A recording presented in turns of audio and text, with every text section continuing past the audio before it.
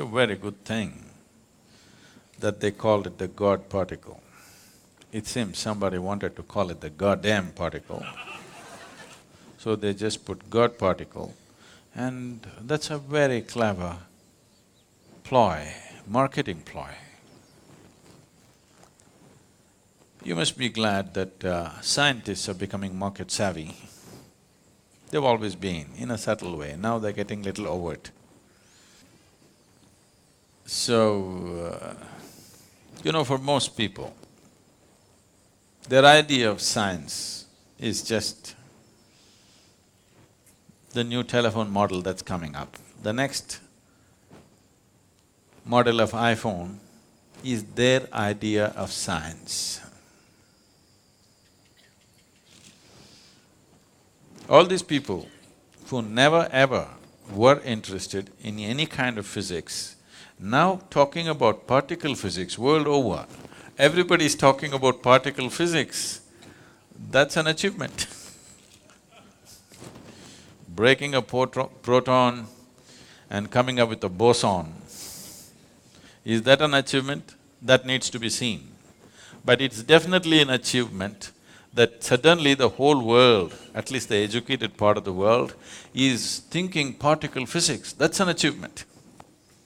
That's a good achievement. At least people are thinking of science as not a way of milking the existence.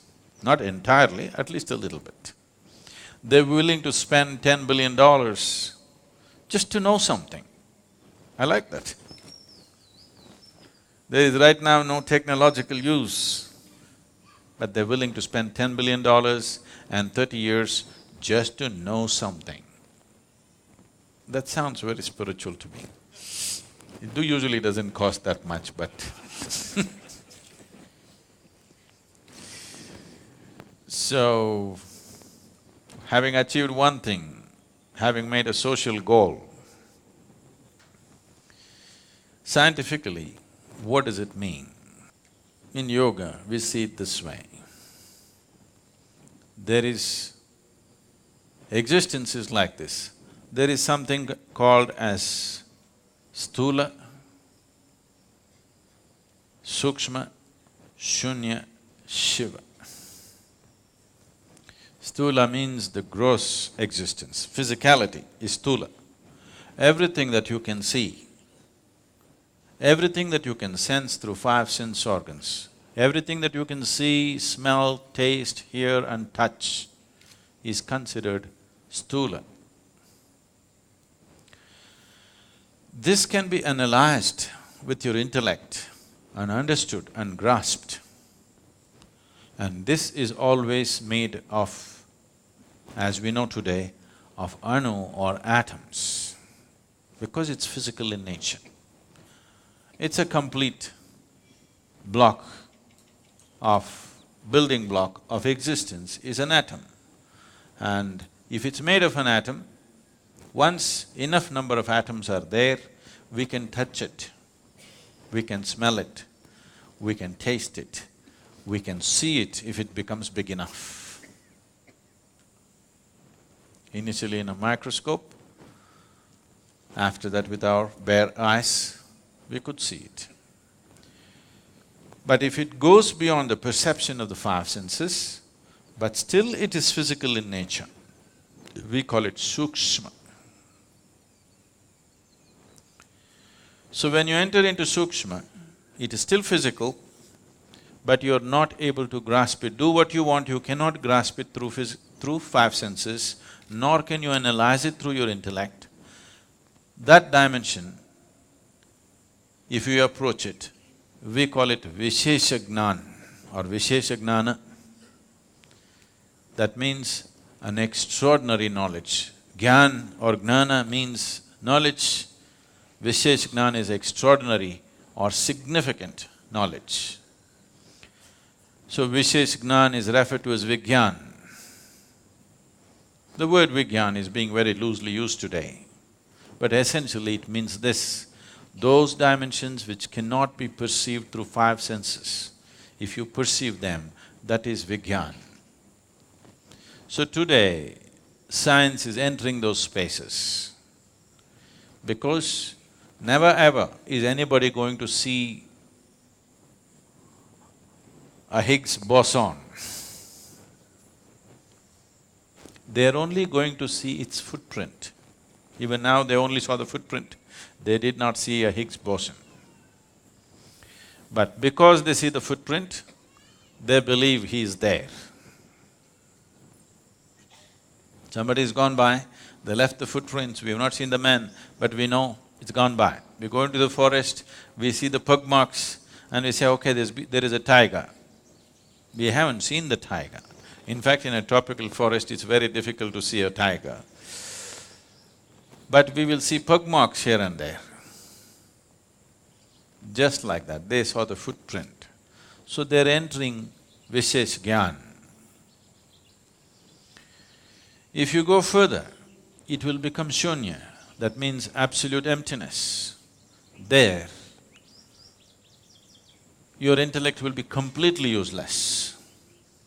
Your senses will be completely useless because there is no physicality.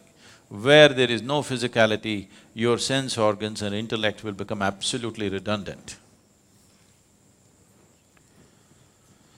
If you go beyond shunya, there is something that we refer to as Shiva. When I say Shiva, don't imagine that calendar man from Shivakashi.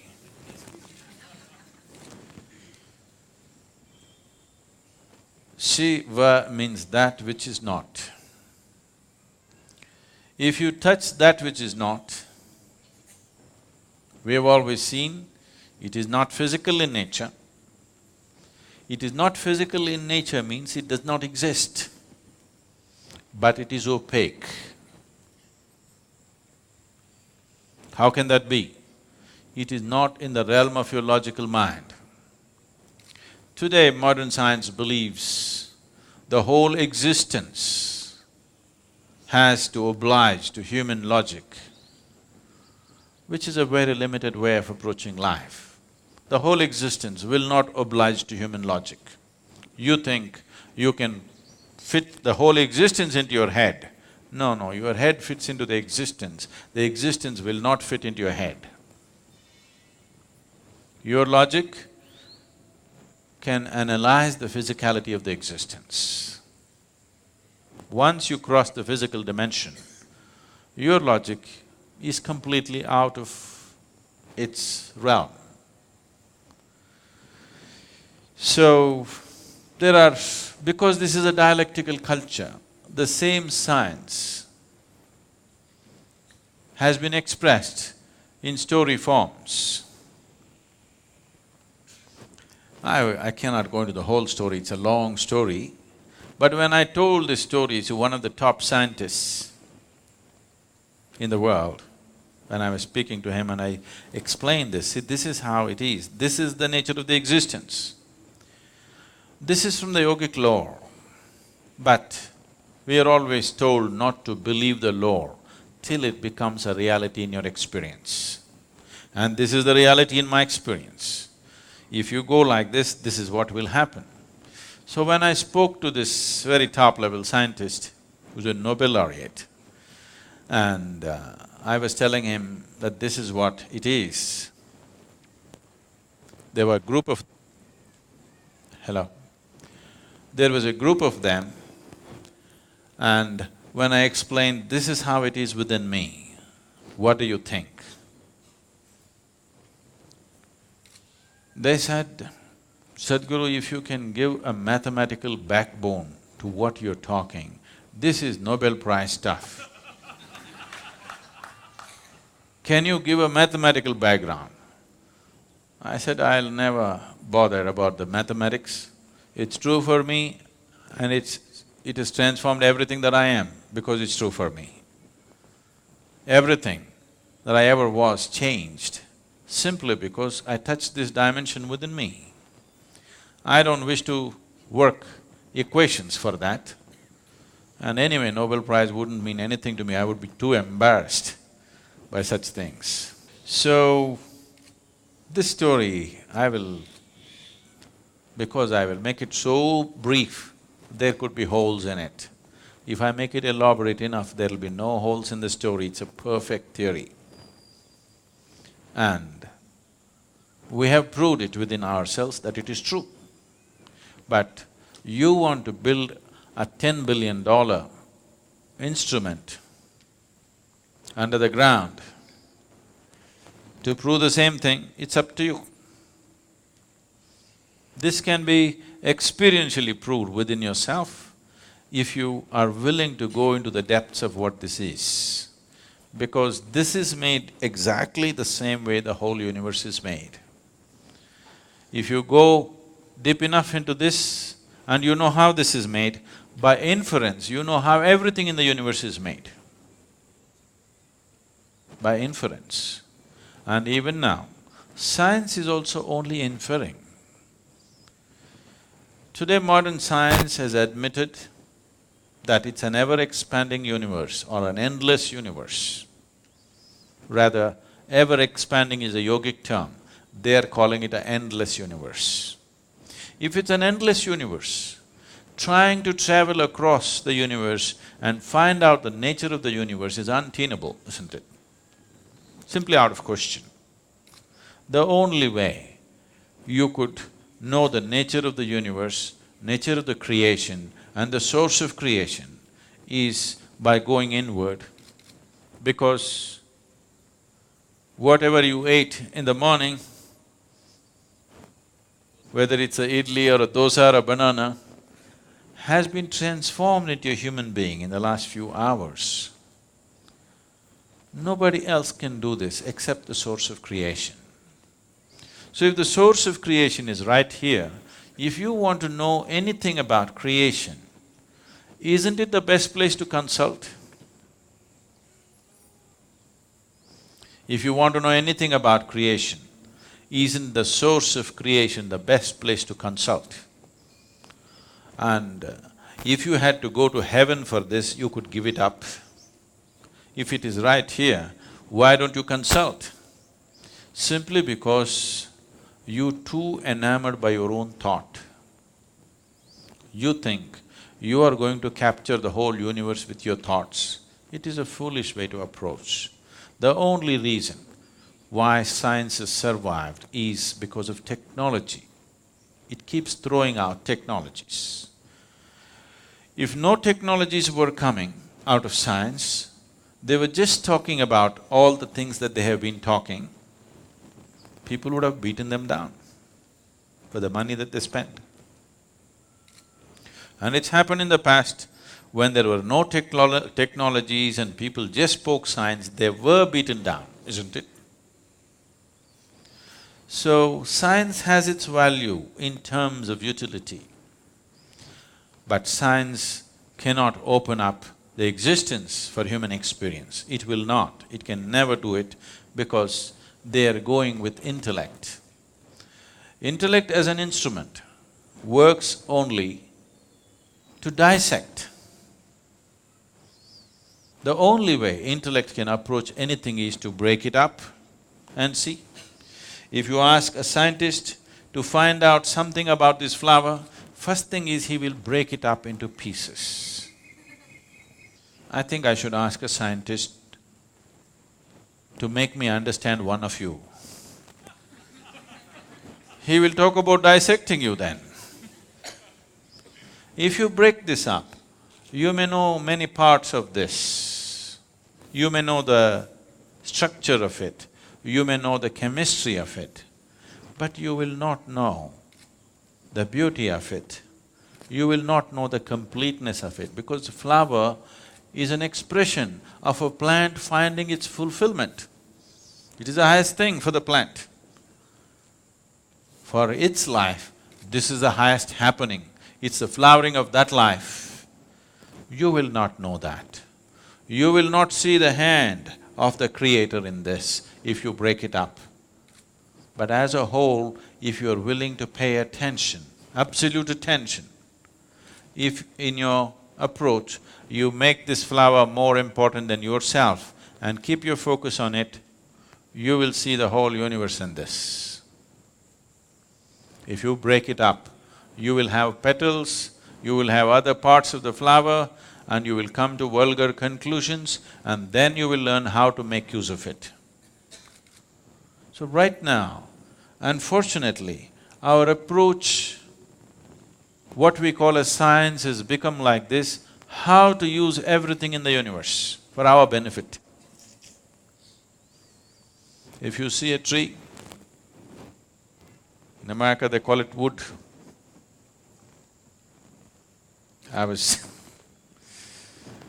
This happened when when I was in college. This happened about 4 years ago when I was in Mysore. For the first time, I conducted a program after many, many years. And all kinds of people turned up. My teachers from school and college turned up. They wanted to see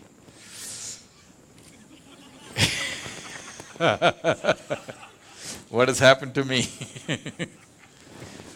So after I spoke there and we had 2-day event, and then my English teacher came and hugged me and she said, "Now I know why you wouldn't let me teach Robert Frost." I said, "Why, ma'am, why would I not let you teach Robert Frost? I like Frost." She said, "No, do you remember, you wouldn't let me teach Frost?" Then I remembered. One day she came and she opened the book and she introduced Robert Frost as a glorious poet, and then she started off, "Woods are lovely, dark and deep."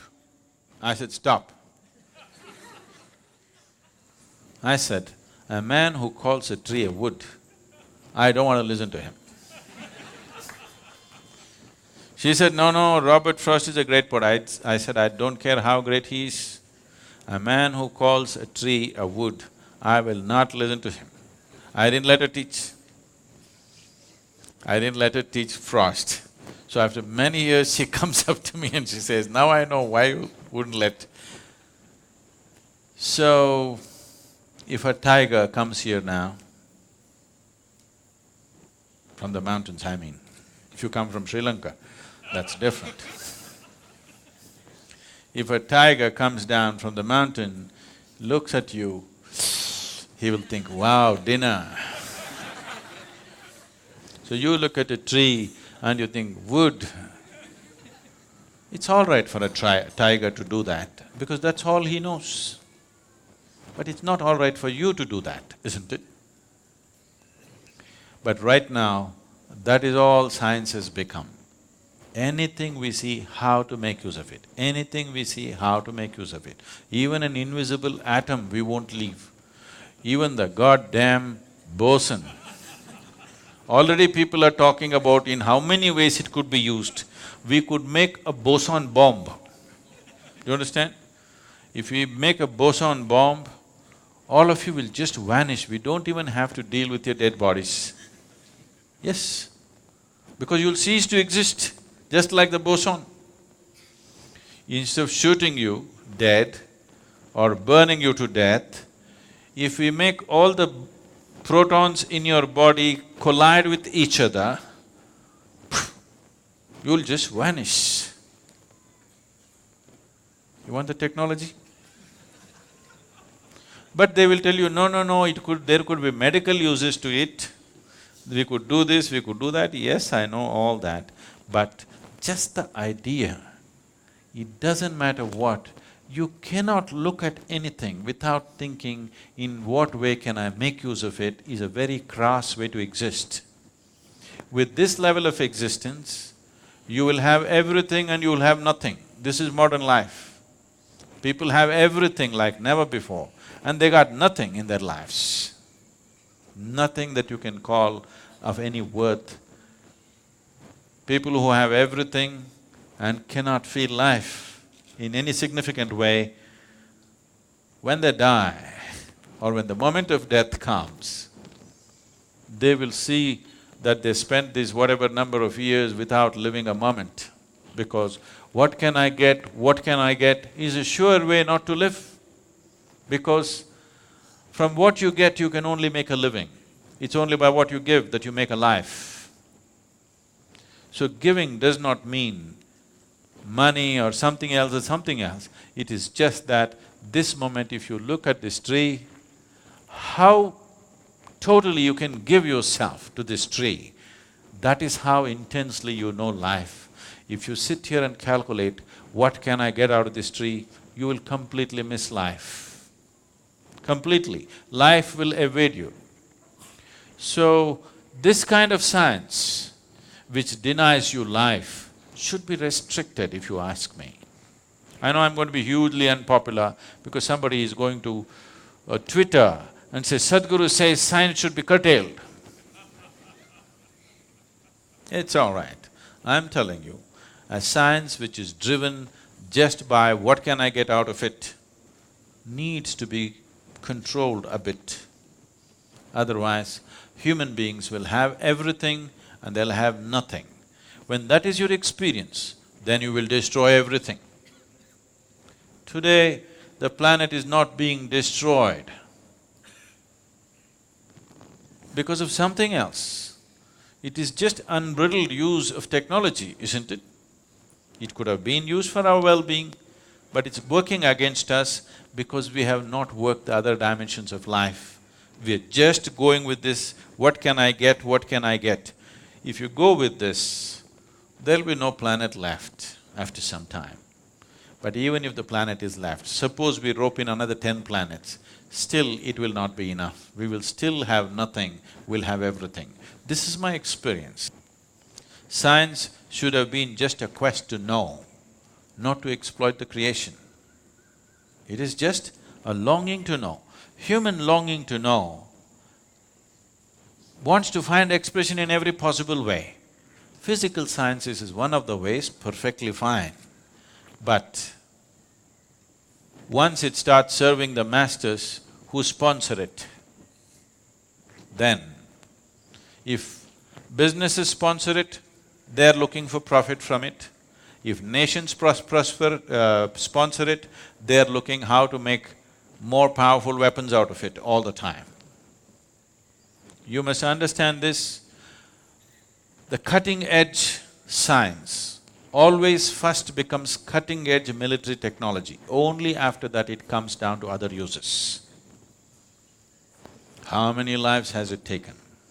How many more do we want to take? That's a question. So, this goddamn particle, one good thing it's done is, the whole world is thinking particle physics. I like that. That's nice. But do you know the boson is named after Satyendranath Bose? You know this? No? It's an Indian mathematician, a self-taught mathematician. As Albert Einstein acknowledged, he said, the Western sciences couldn't take a single step without the Indian mathematicians. The fundamentals of mathematics came from the East. But always here, the other ethos of the culture said, you should not do anything that's exploitative to nature, because nature was seen as Mother Nature. You don't go about raping Mother Nature. You take only what you need, nothing more. Because of that attitude, this science was not converted into technology, and that is the wisest way to handle science. Just as a quest, a tool, a way to know, and nothing beyond that, and technology must be really controlled. What is absolutely needed, that's all that should be done. This unbridled usage, already people are talking how to use the boson that they have not seen. When we can use the atom that we have not seen. So it doesn't matter what you see, you're thinking of how to use it. This attitude, unfortunately, has been further fueled by the attitude of science. This need to be checked, otherwise it will be our nemesis. It will for sure be a goddamn everything.